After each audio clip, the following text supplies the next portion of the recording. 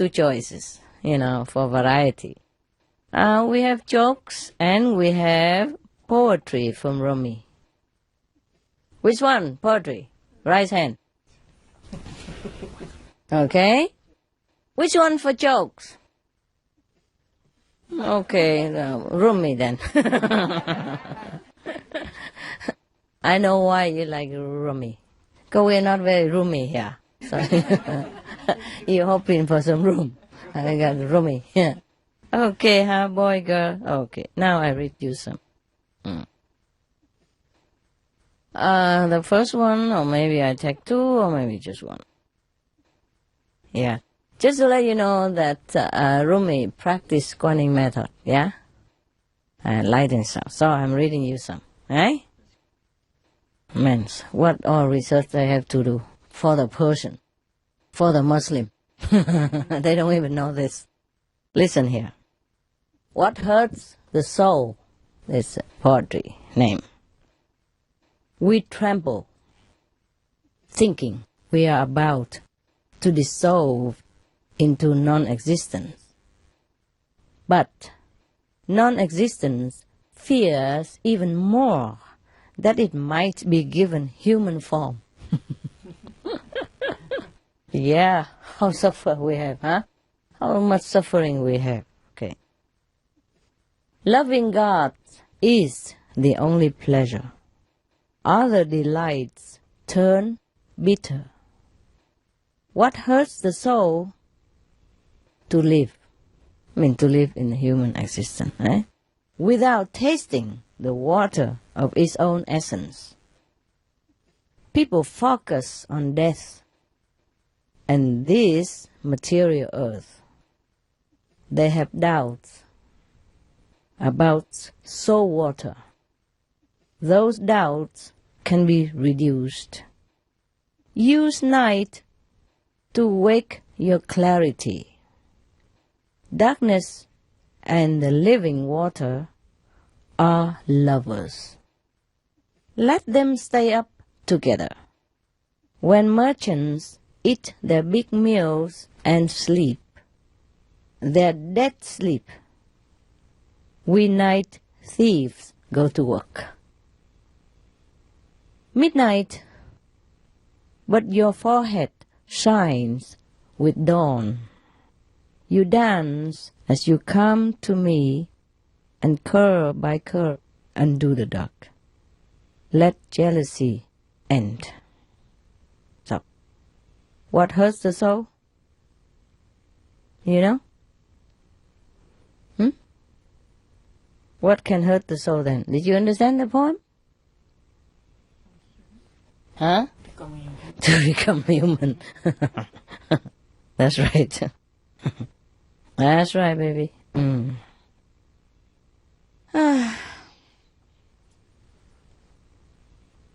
What hurts the soul is to live, yeah, in this physical existence without tasting the water of its own essence.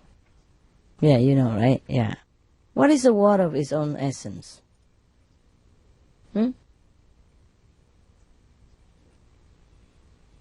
What? God. Okay, fine. Okay.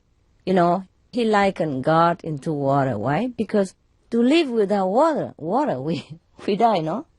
So similarly, without God, we die. Huh? Okay.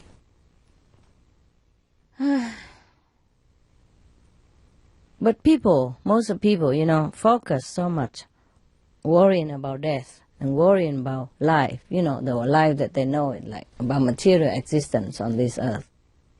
So they have doubt about this so-called soul water, yeah, and living water, your own essence water. He means the enlightenment, eh? Yeah, God's essence. So these doubts can be reduced if you use night to wake your clarity. Means at night, we meditate, just like what you're doing now. You're so wise. You see the difference when you meditate all night? Or not? Do you see something better? Your eyes become more open or not?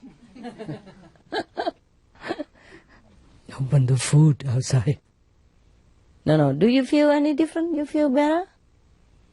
Huh? You can live without sleep.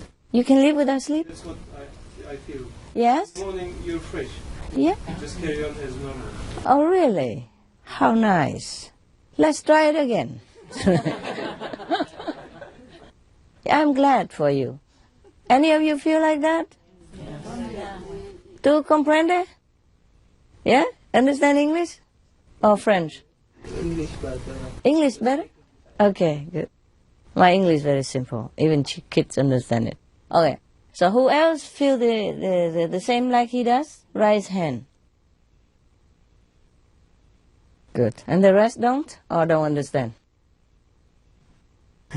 You know. Don't understand English, right? You know what? Ah, poor thing. Nobody translate? Yeah. Huh? And these two women stay here forever, huh? Okay. Somebody don't want to come here or don't have room? There are some people who never come in here. There's some old Chinese guy I've seen outside sit always the same place. Nobody asked him to come in or something? Or don't care? Tomorrow? You must change, okay? Let some people have a chance to sit in warm and comfortable carpet. The green carpet even. Okay. So, he likened us, the meditation people, like thieves in the night. Yeah. What do we steal? What do you steal? When you don't sleep at night, what do you steal? Blessing. Huh? Blessing. Steal some blessing. Huh? Steal some essence. Food for the soul, yeah? That's it. He likened us to the thieves. Go to work to steal the merchant, the property, yeah? That somebody else carelessly leave laying around. Like the essence of God. It's about everywhere, but nobody wants to take it. So we thieves go to work.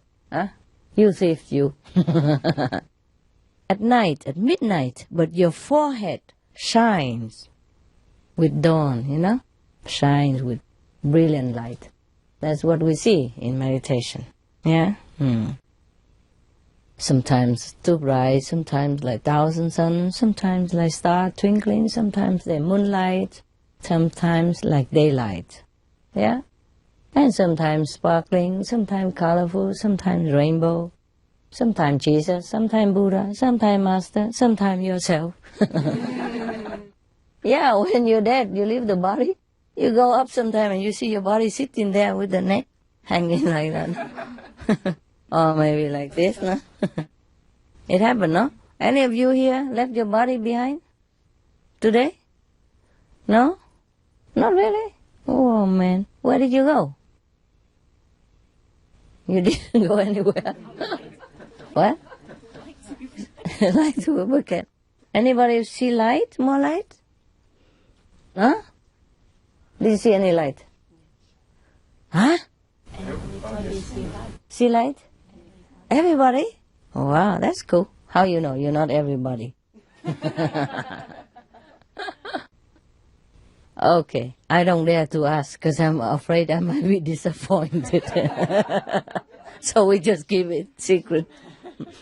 Let me believe you that everybody see the light. Okay. And some people see darkness also, you know, especially when there's snow so loud that even I can hear it with a closed window. Yeah, but luckily you don't snow very long, right? Some people do snow next to you, right? Just give him an elbow. Help each other, you know? Well, at that time, you don't commit the violent precept. No problem. You just help him. Yeah?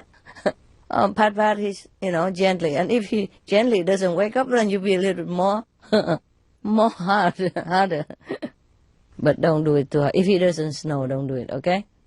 Don't do it.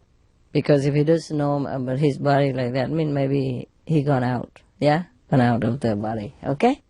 Only when there's snow that disturb you, then you wake him up. If not, let him sleep for a while, the poor guy. sit all day, all night. You guys can bear it, huh? Okay, no? Not too bad, is it? Especially Master come now and again, tell stories. Yeah? Okay. He means darkness and the living water are lovers. Yeah? That means what? If you sit in the night, you will see, you feel the living water. Living water is, the essence of God, né? The true self, né? Your soul, yeah? Okay. So, only the one who practice Guanyin method will know this, né? Midnight, but your forehead shines with dawn. See that? Yeah? So he also practice Guanyin method, né? Forehead, né? No. Yeah, we know all that. Yeah. You come to me and curl by curl, undo the dark. Yeah. Come to me. Who's me? The soul, yeah. God, yeah. Undo the dark, curl by curl, yeah. Because we sit and sometimes we see it's like spiral, huh? It's like curly, yeah? And then we break the darkness of the night. It's so very simple, a poem that I don't think we need too much explanation, no? It's very beautiful the way it is written, though. Yeah, it is true that somebody was so scared if he goes into nothingness, right? They're always asking, Master, I leave my body and suddenly I had nothing to hold. I was so scared. And then I came back to the body. Remember some of the questions? Some people like to leave the body like Ruth and she cannot. And some people left the body so scared because nothing at all and come back quick. What mean by nothing? Huh? The Master is always there if you look around. Yeah? If not, then you pray to Master, hold my hand, please, hold my hand. I'm still a baby. Or you just wait a little while, and then you come into some beautiful palace of God, huh? Of paradise. Just be patient, and don't be afraid. Yeah? At the end, if you don't practice Guanyin method, you have to leave your body anyway. So might as well learn it now. Yeah? So when you die, you're not so shocked. Yeah? Where's my body? Where's my body? Too bad. I cannot come back. So now if we learn the art of dying, and when we die, we will live. Yeah? The Bible says, learn to die so that you begin to live. Yeah? At the moment of dying, for ordinary people, the unsinful one, it's like that. They leave the body, and then they might see the body laying there, and then they keep going further and further from the body. And that's how they die. So that's the experience of a practitioner dying while living. Yeah? Like St. Paul said, I die daily. Is it St. Paul? St. Paul, right? Yeah, I die daily. What mean by dying daily? What's he doing? Huh? Like that. Yeah? We leave our body. We go into the so-called nothingness. Yeah? But in that nothingness is full of splendor, beautiful visions, light, music, love, yeah, everything that we want, happiness, blissfulness, carefree. Yeah. So nothingness is what we really want. That's what Buddha called the void, yeah, the emptiness. Yeah. Okay. You see, undo the dark, eh? I mean, you sit in the darkness, but you won't experience any darkness after a while, yeah? Once by one, you break the darkness, yeah? And bring light into your being and the surrounding and the world and the universe. Okay, one more poem. Very nice. Beautiful poem, huh? Rumi makes beautiful poem. Maybe when translated into English, it's not as beautiful, but in Persian, it would have been much nicer, right? Any Persian here? No, not again. He's gone? You're Persian, love? I was born there. But do you know Persian? I can speak it. Yeah, okay. So is it nicer in... It's always nicer in the original language. Just like you say, it loses... I hope I asked you about Persian. Did you read it? I haven't read it. Okay, then just shut it. It's always nice in original language. Everyone knows that. I'm asking you about Persian only. I just read the other. I live in England also, Europe, the most of my life. I know everything about Vietnamese poem. Yeah? Okay. We should not lose the roots, you know? Should not pretend to be too much European or too much English or whatever you are, yeah? You're British subject, but you're born Persian, okay? I'm British, but I'm Vietnamese born, okay? That's that, yeah? And you should know everything about where you came from. Understand? Yeah. Okay, this is another poem. Some kiss we want. What kind? He knows. You know, worldly people like kisses and all that. So, like last time, some guy said at night, you know, a lover stay awake. Remember? Some poem I read for you before in Melly, remember? Yeah. Some kiss we want. Yeah. What kind of kiss that the superior master like Rumi want? Some kiss we want, he said. There is some kiss we want with our whole lives, the touch of spirit on the body. Actually, the poem is cut into, rhythmatic, but I have to read the whole sentence then. Yeah. Seawater begs the pearl to break its shell. And the lily, how passionately it needs some wild darling. At night, I open the window and ask the moon to come and press its face against mine. Breathe into me, close the languished door, and open the love window. Nice, huh? The moon won't use the door, only the window. Yeah.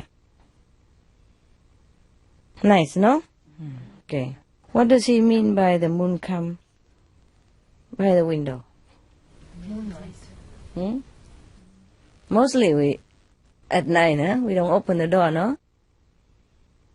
We just open the window, and we gaze out the window and the moon is beautiful, no? Yeah. He means the window of the soul. Yeah, the spiritual wisdom eye. And we can see the light of God then. The moon is likened to the light of God, come in the night. And so beautiful. The kiss of the moon, kiss of the spirit. That's what he wants, yes. It's so beautiful that I don't think we need to translate or maybe explain anything. Any need? Any question? No, huh? Just enjoy, huh? The kiss we want with our whole life even. Whole lives. The touch of spirit on the body. And the lily, how passionately it needs some wow, darling.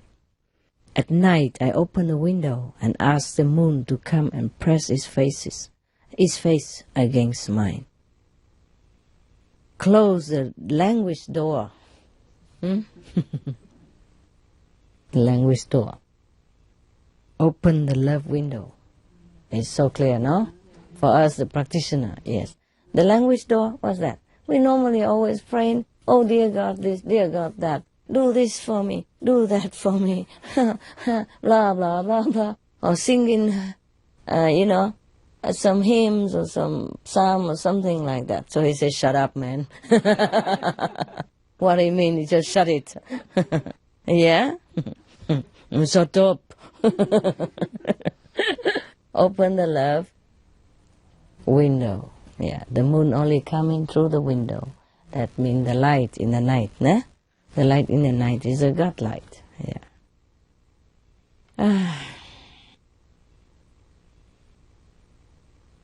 The light shine in darkness, but darkness know it not. Remember that? Okay, now, no question, huh? Any question from that? You know what kind of kiss already, right? Huh? Yeah? Okay. then we don't need to explain, right? All you guys know how to kiss anyway, no? This is a beautiful kiss, nah? Different. Look here. This is another proof that Rumi practiced Kuan method. He's talking about the music of the inner music. Here, I just saw it one. Hunt music. Musk and amber remind us of the air of sunrise, when any small motion seems part of one elaborate, making the body's harp gets handed to the soul to play. What does it mean, the body's harp? Yeah, you know, right? Yeah. The body's harp is handed to the soul to play. The strings, rage, love, jealousy, or the wanting mix. The energy, music. Who tune this instrument where wind is a string? What kind of instrument that have wind for string? Yeah, okay. And Sham's eyes, in which a gazelle turns to stalk the hunting lioness. Well, see what I mean? Yeah? Music, energy, music. Instrument where wind is a string. Only the Kuan Yin practitioner know this, right? What kind of music instrument that have only wind for string? Yeah? I mean, have no string. Yes. It just plays by itself. And the soul play this instrument. So, is it clear enough to you guys? That Rumi has practiced Kuan Yin method? Yes, it's clear, hey? Wow. I bet not many people know this, yeah? I bet some Muslims don't know this. If you don't practice Kuan Yin method, you will not understand Rumi's poem that much, right? Okay, now, that's it. Too serious now.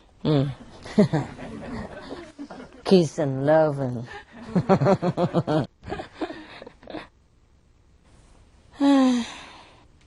You want some joke? Or you want to meditate? Huh? Jokes. What kind of practitioner?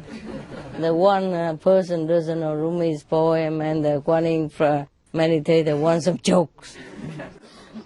You are good company, huh? Okay, I'm reading some. One guy go into the train and started screaming, "Call me a doctor! Call me a doctor! Everybody call me a doctor!"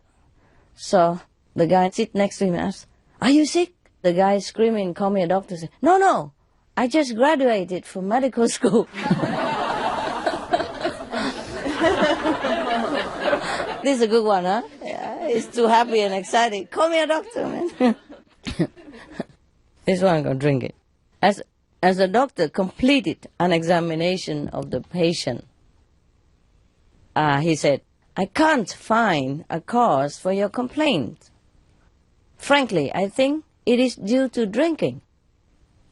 "No," the patient replied. "I just graduated." "Oh, no, sorry. Oh, sorry, I jumped." Sorry, I jumped. Okay, drinking. Okay, we started again. The doctor completed an examination of the patient and he said, "I cannot find any cause for your complaint. Frankly, I think it's due to drinking." The patient said, "In that case, I will come back when you are sober." When you're not drunk. You mean the doctor's drunk? Commitment. The man said, "I would go to the end of the world for you." So the woman said, "Yes, but would you stay there?" Please.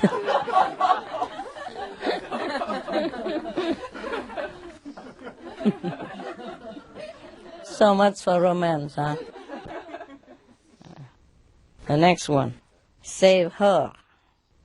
A man was standing at the edge of the lake and saw his wife flailing about in deep water.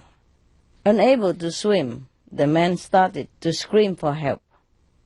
A trout fisherman ran up, and the man said, "My wife is drowning and I can't swim. Please save her. I will give you $100.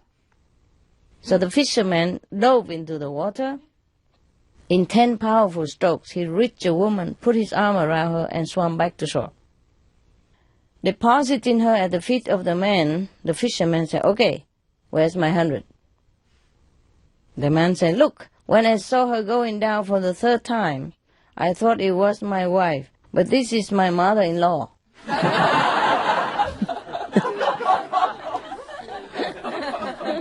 The fisherman reached into his pocket and said, "Oh Lord, how much do I owe you?" Terrible, terrible. This must be from that lousy guy. How much do I owe you, oh God? Parrot. A black man. Hey, how come? A black man walks into a bar with a large parrot on his shoulder. The bartender asks him, "Where did you get that?" "In Africa," the parrot replies.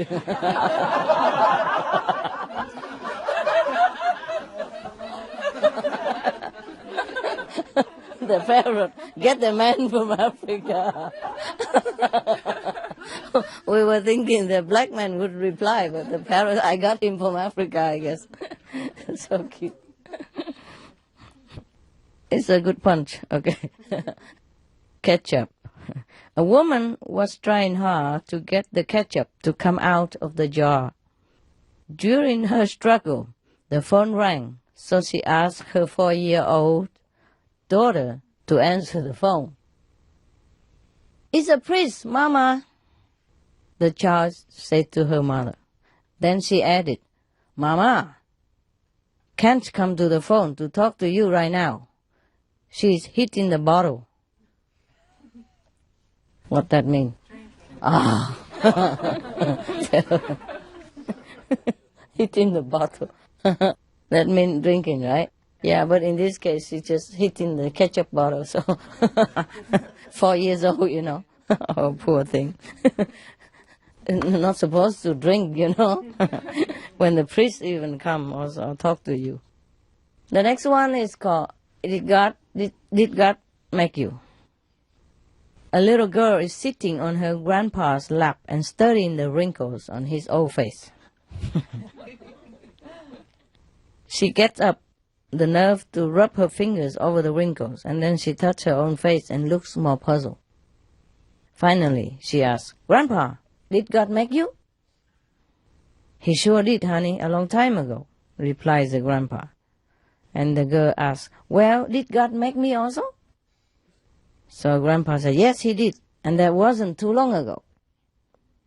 So the girl said, "Boy, he's sure doing a better job now."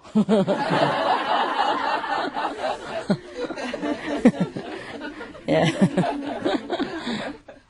Less wrinkle. Yeah. Politic clocks. Oh, what does all this mean, politic clock? I think I better wear another bit of the glass. Otherwise, my eyebrow knit together and more wrinkle, by the way. Yeah. Hillary died and goes to heaven, where she meets St. Peter. She notices that there are clocks everywhere. So she asks St. Peter, why? St. Peter tells her that each clock represents a person on earth, and that every time a person tells a lie, the clock ticks off 1 second.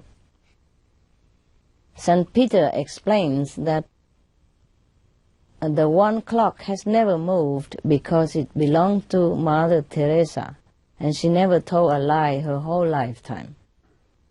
The next clock belonged to Abraham Lincoln, and since he only told 2 lies in his whole life, only 2 seconds had clicked. So Hillary asked St. Peter, where are the politics people clocks? And St. Peter says, those clocks are in the main office. We are using it to fan the facility. It ticks like crazy. You understand? Cool. How come you don't laugh so big? I like a big laugh. There's the next one called skeleton. This skeleton walks into a bar and says, I would like a beer and a mop. They go right through, you know. Understand? Two goldfish were in a tank. One turned to the other and said, so, how do you drive this thing? Thank you. Next one. Accountability. A nerdy little accountant appears at St. Peter's gate. St. Peter starts asking him all the usual questions required to get into heaven. The accountant, it seems, has repeatedly helped people cheat on their taxes and embezzle funds. Finally, in exasperation, St. Peter asks, well, have you ever done anything good, any totally unselfish and altruistic in your entire life? Well, the accountant says, once I saw this pretty lady being beaten up and about to be abused by a bunch of bikers. So I yelled, hey jerks, why don't you pick on somebody on your own size? And then I kicked all their hawks over, all 6 of them, and took off running. They forgot about her for a second, and she managed to run also. St. Peter asked, I'm looking through the book of your life and don't see this incident recorded. When did it occur? The accountant replies, about 5 minutes ago.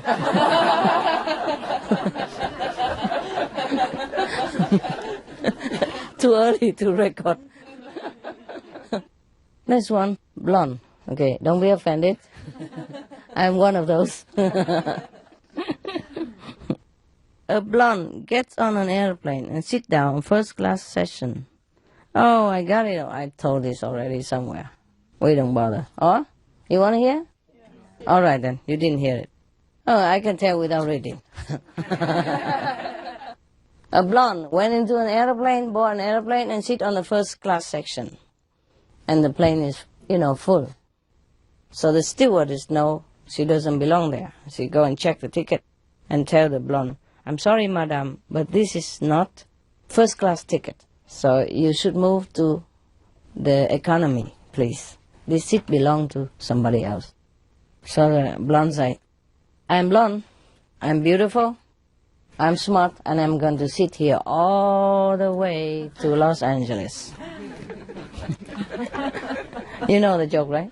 Oh, they didn't produce yet? Okay. And then the stewardess didn't know what to do. She called the captain. Yeah? So the captain come and say the same thing. Please, madam, but you gotta move to the economy cabin because this is first class and you don't have a ticket for it. So the blonde say the same. I'm blonde, I'm beautiful, I'm smart. I'm gonna sit here all the way to Los Angeles. Both of them so exasperated, don't know what to do. And they go into the pilot cabin and talk to each other. Talk again, don't know what to do. So the co-pilot say, let me handle it. He went out, whispered something into the ear of the blonde, and she immediately stood up, took her hand back, and went to the economy cabin. And the stewardess and the captain was very astonished. So, what did you say to her that make her move? I tell her, this seat doesn't go all the way to Jamaica. Got it, huh? Twins. The blonde, another blonde joke. The blonde had been married about a year when one day she came running up to her husband, jumping for joy. Not knowing how to react, the husband started jumping up and down along with her. Why are we so happy? Yes. The blonde said, "Honey, I have some great news for you." "Great," he said. "Tell me what you are so happy about." She stopped jumping and was breathless. And then from the jumping, and then said, "I'm pregnant." She gasped. The husband was ecstatic, as they had been trying for a while. So he kissed her, started telling her how wonderful it was and that he couldn't be happier. Then she said, "Oh, honey, there's more." And then he asked, "What's more?" "Well, we are not having just one baby. We are going to have a twins." Amazed at how she could know so soon after getting pregnant. Just recently, so early. So he asked her how she knew. So she said, "It was easy.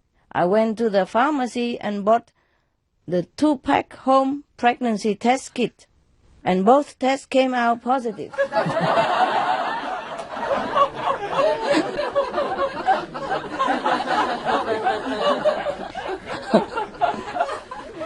Lucky she bought only 2, eh?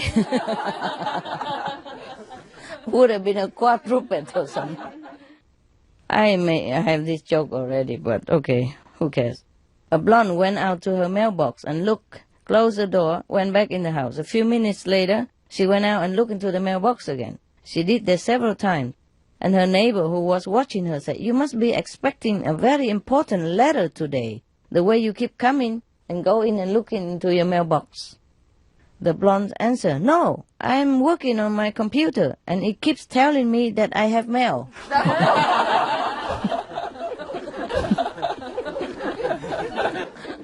I can't believe it. Can't believe they make fun about me like that. How do they know? How do they know that I do such thing? I mean, I'm blonde, but I'm not that stupid. Okay, the next joke is a duplicate. Doctor, I keep thinking there's 2 of me." So the doctor said, "One at a time, please." The next one, rooster. A blonde calls her boyfriend on the phone with a problem. "What's the matter?" he asked her. "Well, I have bought this jigsaw puzzle, but it's so hard. None of the pieces fit together, and I can't find any edges." So he asked, "What's the picture of?" She replies, "It's of a big rooster." He said, "All right, I will come over and have a look." When he arrives, she thanks him for coming over and leads him over to the kitchen table, where she has it all laid out. The puzzles. He takes one look at what she's been struggling with and says, "Oh, for Christ's sake, put the cornflakes back in the box."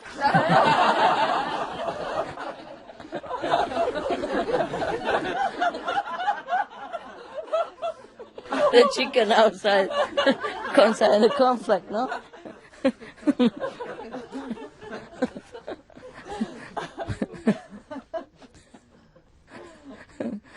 There's some cornflakes box have a chicken. Okay, the next one goes shrinking. This guy comes blasting into the doctor's office and exclaims excitedly, "Doctor, I think I'm shrinking. I think I'm shrinking." "Oh, just settle down, sir," the doctor says. "You are just going to have to be a little patient."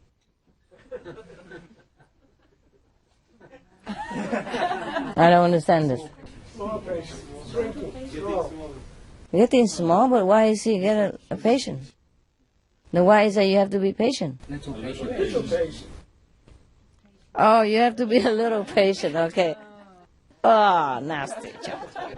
Little patient, okay, yes. If he shrink, then he become little, yeah? Okay, be a little patient, yeah, okay.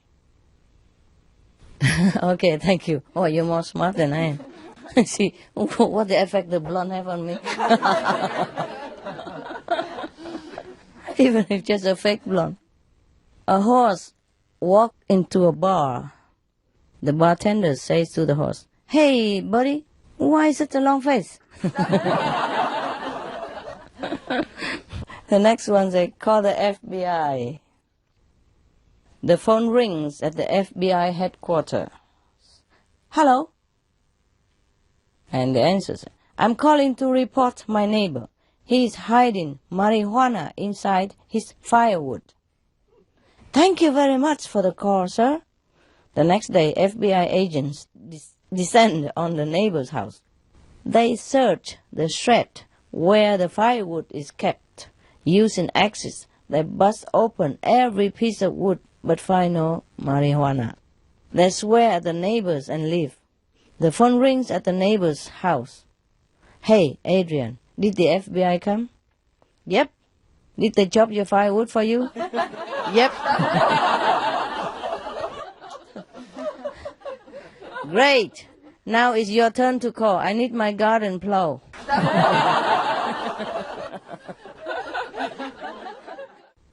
Doctor versus mechanic. That was funny. Yeah.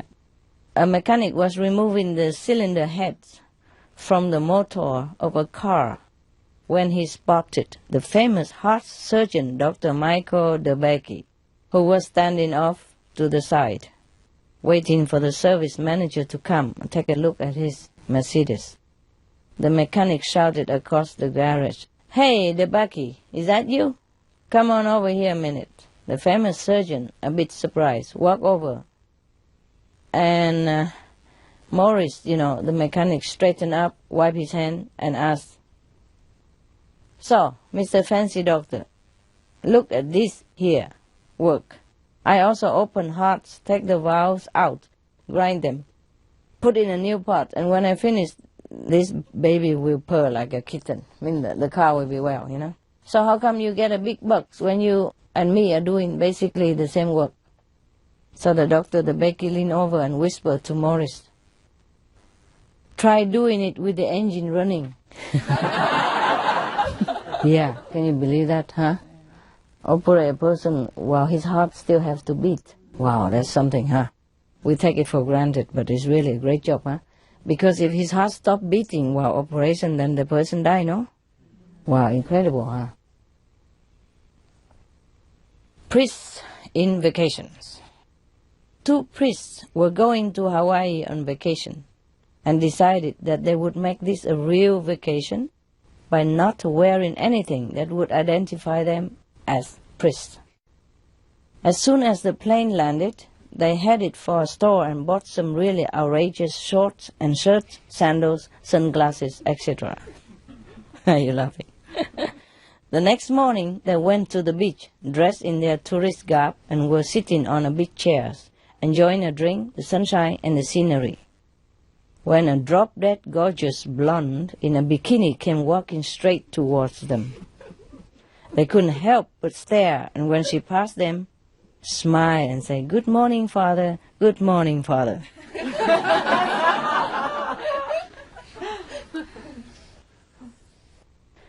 She addressed them, bowed to them each individually, saying that, and passed by.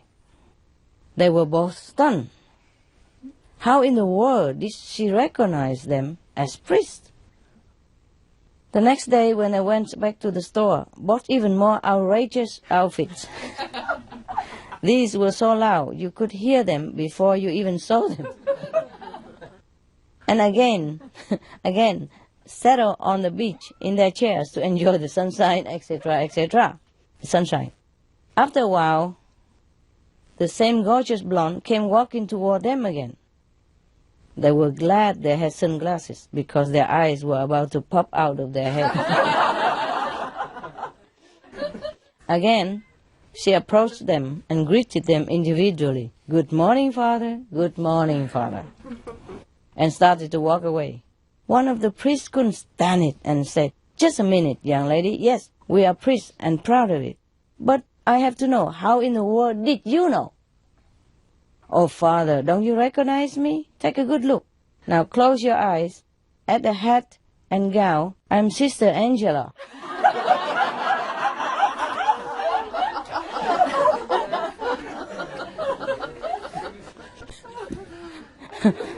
Man, that's really a good punch. Yeah, it's more difficult to recognize a nun, with the hat and, the face cover, almost half of it, yeah. And the hair not shown, anything. Drop dead gorgeous. More lousy jokes. He added, more lousy jokes. He said more lousy jokes. It's not me who comment, it's him. He made a joke on us. Titanic.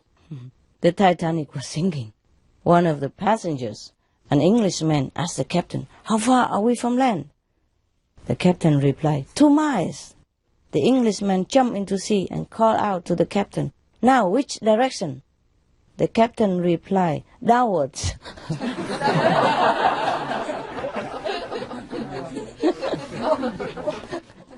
2 miles down there.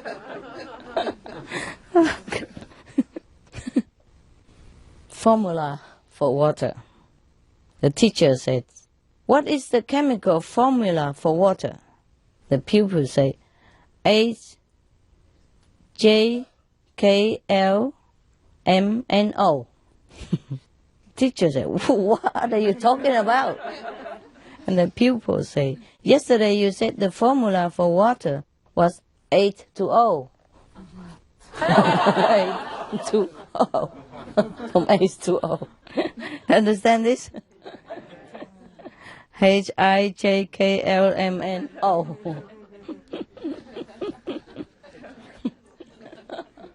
He did remember.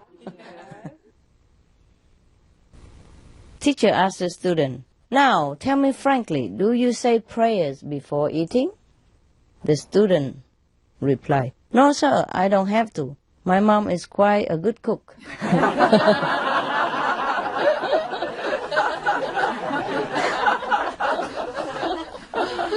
She cook you well. Alphabet. The teacher said, "Can anyone give me a sentence starting with I?" The student starts to say, "is." Yeah?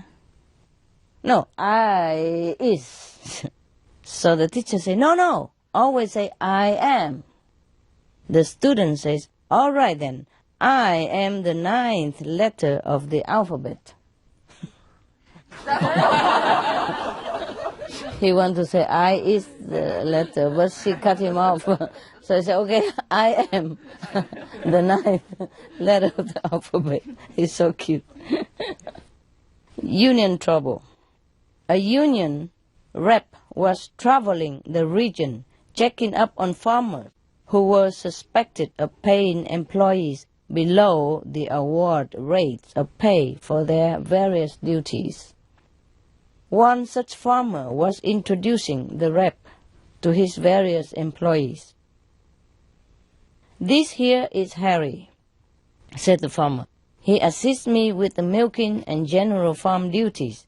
He's on $450 a week, plus board and lodging. And this here is Jane. She's a trainee, learning the ropes in the dairy. She works a 7-hour day and gets time out for study. She's getting $250 a week." "Well, that sounds about right," said the union rep. "Is there anyone else?" "Yes," said the farmer. "There is the half-wit." Half-wit, stupid, no? "He works around 70 to 80 hours a week and takes home about $50 a week, plus room and board." "I will definitely want a word with him," said the rep. "Well, you are talking to him," said the, said the farmer. Yeah, the boss, the farmer is the boss. Sometimes the boss don't earn that much, and they always go on union, on strike, but they doesn't know how much the boss have to pay. Tax and insurance and everything else, and he don't have much left. So he consider himself half-wit. Yeah, wow, poor farmer, poor boss. Okay, the couple. One day, a husband asked his wife, Do you know the meaning of wife? It means without information, fighting every time.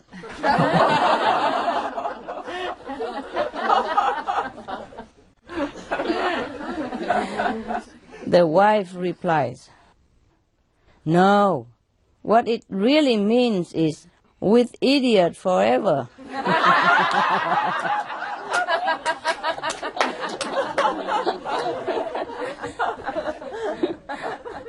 Coincidence? Teacher asks, can anybody give an example of coincidence? The students say, sir, my mother and my father both got married on the same day at the same time. What a coincidence. Next one. 3 feelings. Feelings. What's the difference between stress, tension, and panic? Okay, answer. Stress is when the wife is pregnant. Tension is when girlfriend is pregnant. And panic is when they are both pregnant.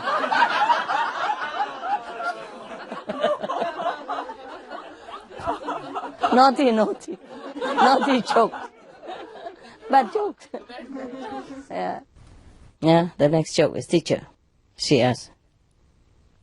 The sarcastic teacher asks, is there any idiots in the room? Will they please stand up?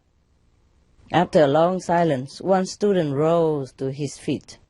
Now then, mister, why do you consider yourself an idiot? The teacher inquired with a sneer. The student said, well, I don't. Actually, I don't. But I don't like to see you standing up there all by yourself. Join the club. To accompany. The next one called wedding. Yeah. Attending a wedding for the first time, a little girl whispered to her mother, why is the bride dressed all in white? Because white is the color of happiness, and today is the happiest day of her life, the mother said. Keeping it simple. The child thought about this for a moment and then said, so, when is the groom wearing black? Why? Why is the groom wearing black? He's not happy, is he? Yeah, it's true, isn't it? A black suit, black tuxedo, yeah. 2 women were talking and one said to the other, if you are so fed up, why don't you give your husband a divorce? The other girl said, what? I have lived with him for 10 years, and now I should make him happy? Enthusiastic salesman. A new vacuum cleaner salesman knocked on the door on the first house of the street. A lady answered the door. Before she could speak, the enthusiastic salesman barged into the living room and opened a big black plastic bag and poured manure all over the carpet. Madam, if I can't clean this up with the use of this powerful new vacuum cleaner, I will eat all of this mess, exclaimed the eager salesman. Oh, the lady asked, do you need chili sauce or ketchup with that? The bewildered salesman asked, why, madam, why? The lady replied, because this house has no electricity.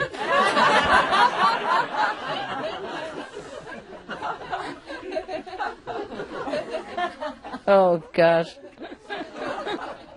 Too enthusiastic, yeah. You want some more? Yeah. Some more tickle? Yeah, okay. Dream. A woman awoke excitedly on Valentine's Day and announced enthusiastically to her husband, I just dreamed that you gave me a pearl necklace for Valentine's Day. Oh, I think I got that. What do you think it means? With certainty in his voice, the man smiled and said, "You will know tonight."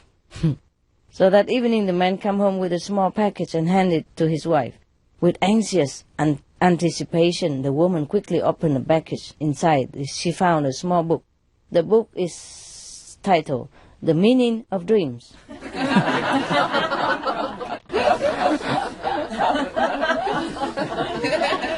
Yeah?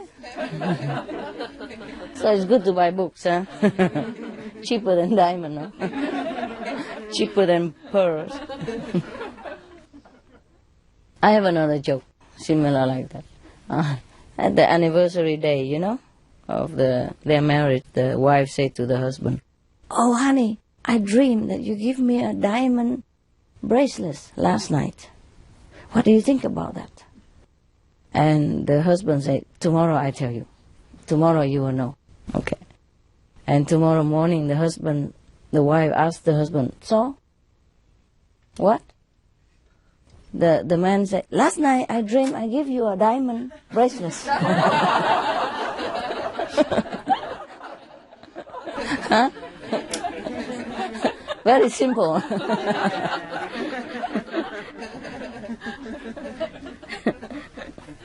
Like your beard.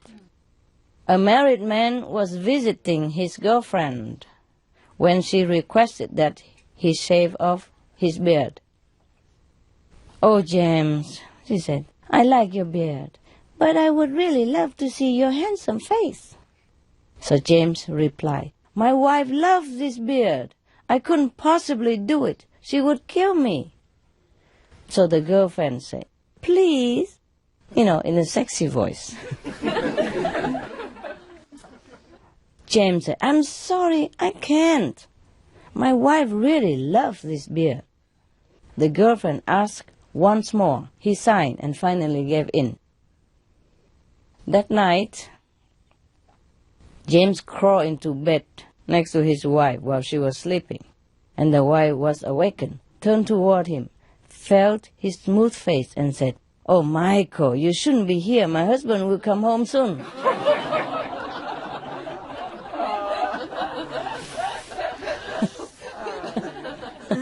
No wonder she loves his beard. 65 and pregnant. A woman went to the doctor's office where she was seen by one of the younger doctors. After about 4 minutes in the examination room, she burst out screaming as she ran down the hall. Another doctor stopped her and asked what the problem was, and she told him her story. After listening, he had her sit down and relax in another room. The older doctor marched down the hallway to the back where the young doctor was writing on his clipboard. "What's the matter with you?" the older doctor demanded. "That lady is 65 years old, has 4 grown-up children and 7 grandchildren, and you told her she was pregnant?" The young doctor continued writing and don't even look up and answer, "Yes, but does she still have the hiccups?"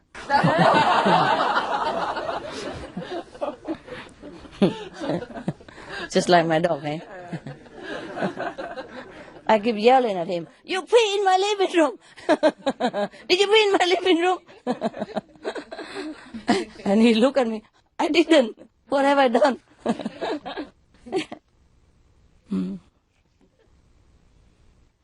Hearing problem.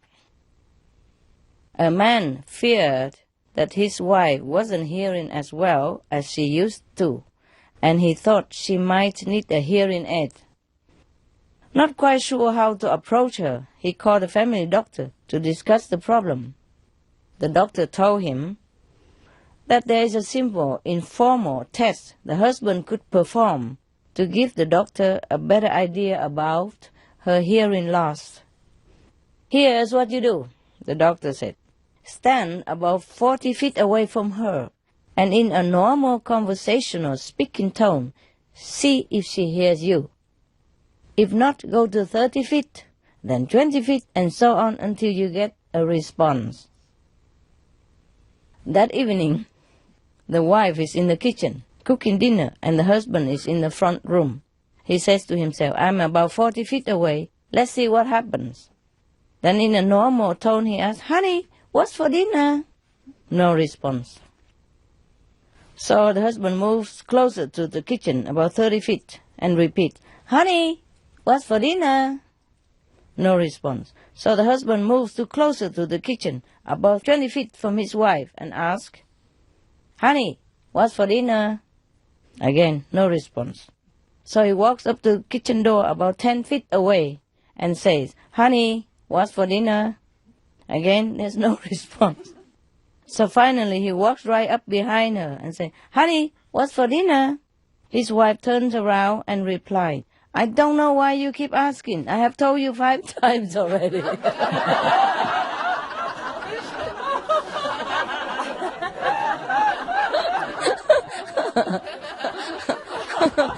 Who is deaf, huh?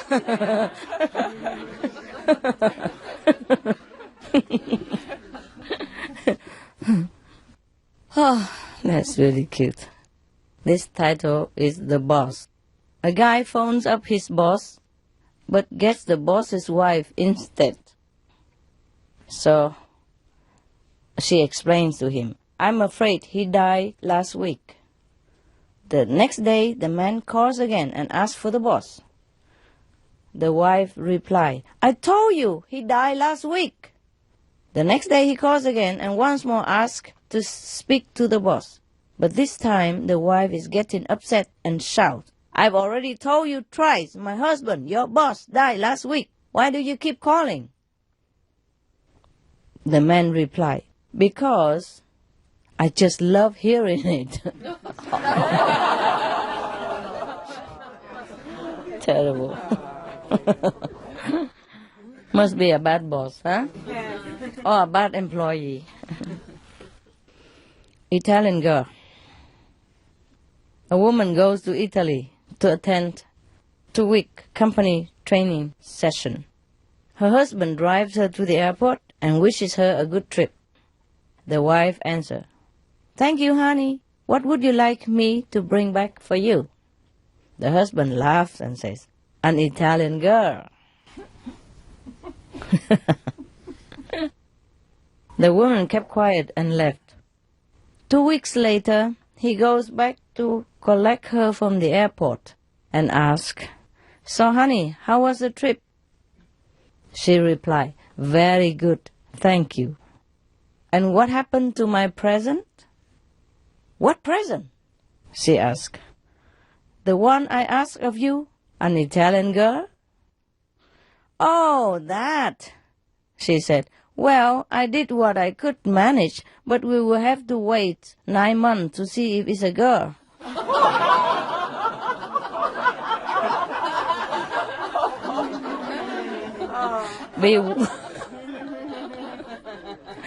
Beware of what you're wishing for. Oh, lousy, no? This one called old age. 2 elderly people were living in trailer estates.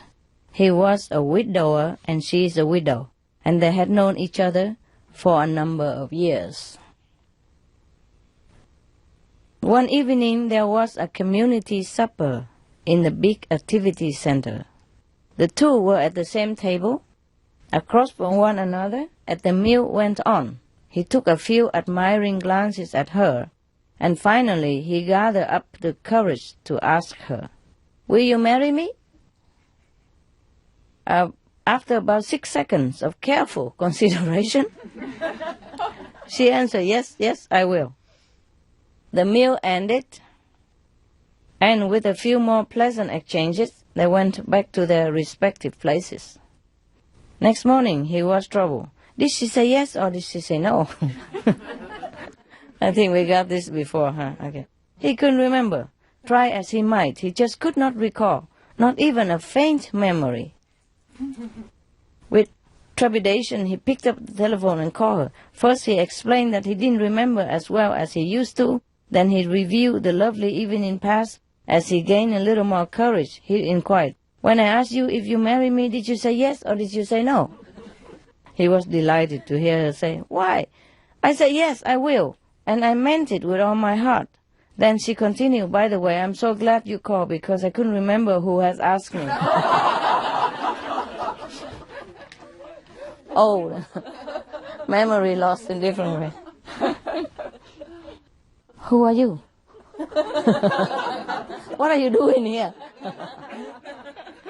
Why are you laughing at? What are you laughing about? Okay. A man speaks frantically into the phone. My wife's pregnant and her contractions are only 2 minutes apart. The doctor queries, is this her first child? No, idiot, the man shouts. This is her husband.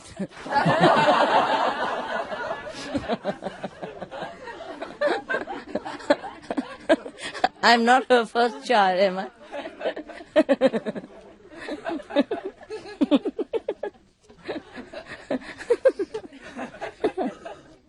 Who is the idiot, huh? Oh my God.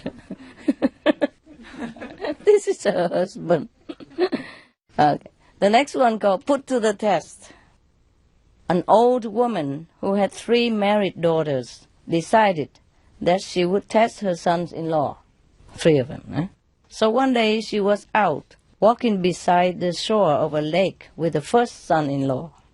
All of a sudden, on purpose, she fell into the lake and started yelling for help. The first son-in-law immediately jumped into the water and dragged her out onto the shore. The next day he found a brand new E-Class Mercedes on his doorstep. Oh, very rich mother-in-law, huh? Okay. A card was attached with the wording, thank you, your mother-in-law, who loves you very much.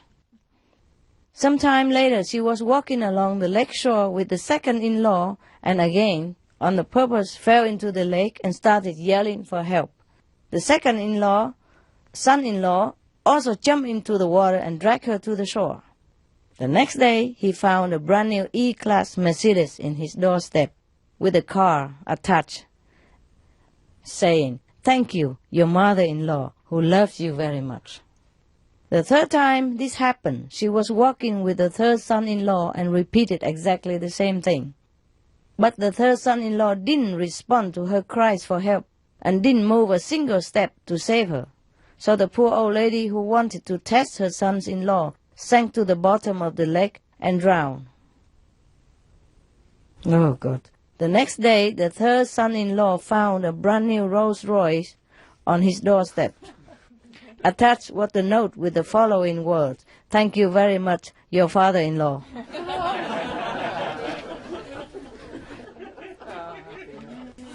Terrible. Oh my God. What a family. The next one called family problem. 2 men. Do I still look scholarly? Yeah.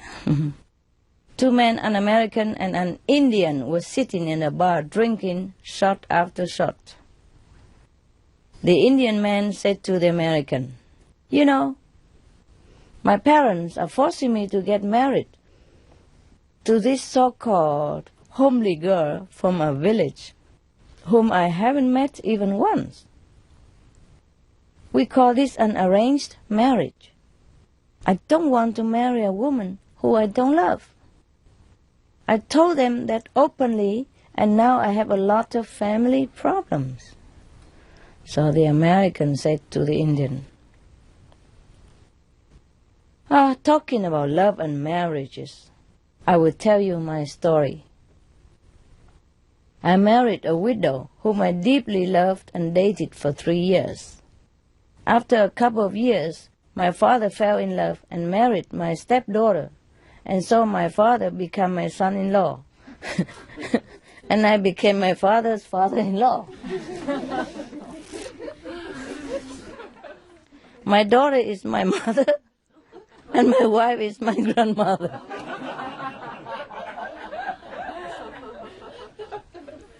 How can that be? Okay.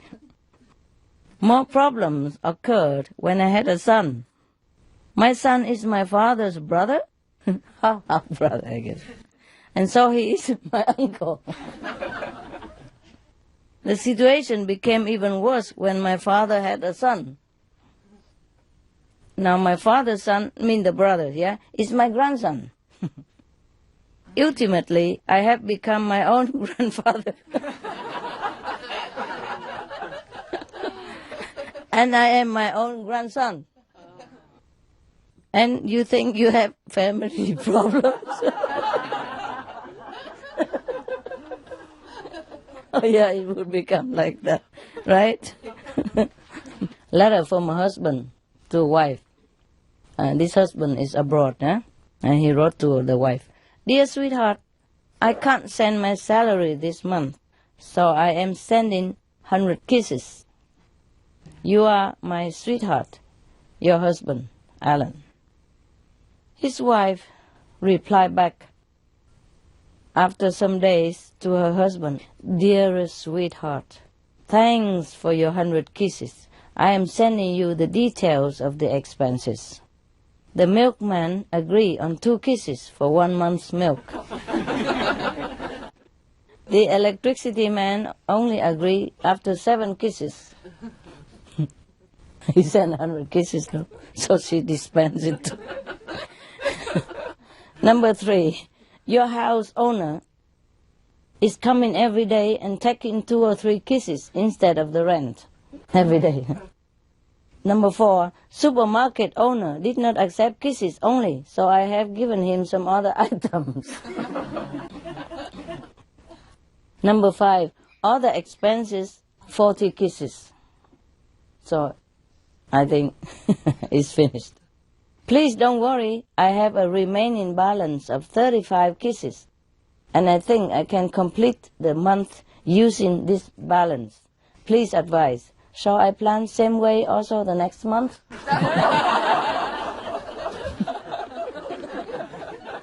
The next one, most dangerous food. A doctor was addressing a large audience on food and digestion.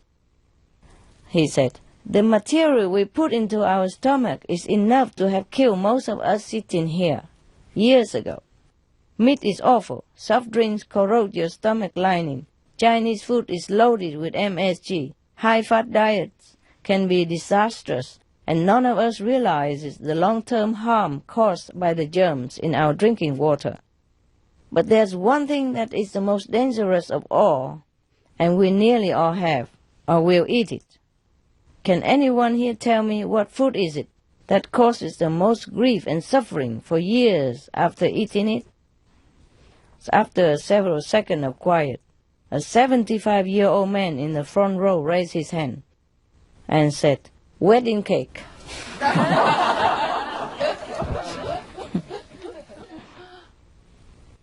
Almost the last one. Almost. The near last. Say, gone fishing. A man called home to his wife and said, "Honey, I've been asked to go fishing up in Canada with my boss and several of his friends. I will be gone for a week. This is a good opportunity for me to get that promotion I've been waiting. So, could you please pack enough clothes for a week and set out my rod and fishing box? We are leaving from the office and I will pass by the house to pick up my things." And we say, "Oh, by the way, will you please pack my new blue silk pajamas?" The wife thinks this sounds a bit fishy. But being a good wife she did exactly what her husband asked. The following weekend he came home a little tired, but otherwise looking good. The wife welcomed him home and asked if he caught many fish. He said, "Yes, lots of salmon and even a few swordfish."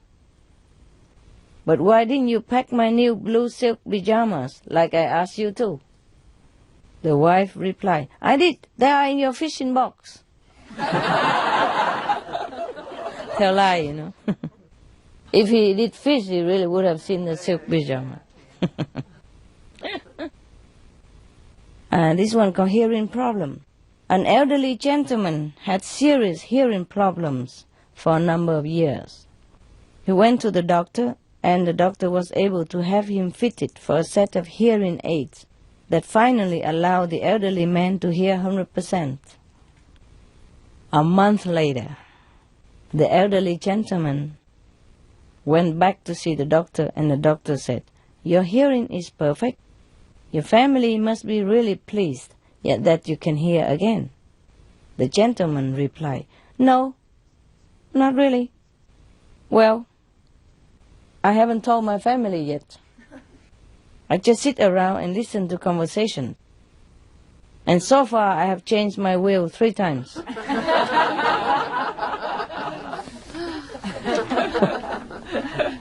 Yeah, he wanted me to sing the whole song because in the television it's just short, you know. I don't think I can sing tonight. Oh, my voice gone into the jokes already. It was very nice of him. Okay, so we go now?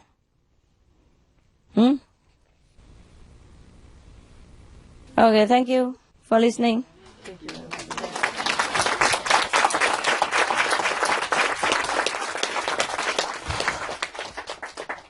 2:12. The poor guy outside cannot listen a thing. It's too late, they don't turn it up. You don't turn the volume on, right? A little bit. Okay, good. I don't think they can hear very well. You know, the first round maybe, but second round, no. Okay, guys, thanks for listening. Thanks for watching. Huh? Oh, I'm sorry, you cramp up, baby. You know you're right? Yeah. Anybody need a massage? Okay. See you. You want some cake, guys? Anybody? Huh? Anybody want some cakes? Go ahead. Whew. Gosh. Okay. You may have a little refreshing, then come back meditate, okay? And if you want some cake, you're welcome. There you are. Cake. See you later. I love you. Sweet dream, baby. Beautiful one. Heaven love you, and me love you.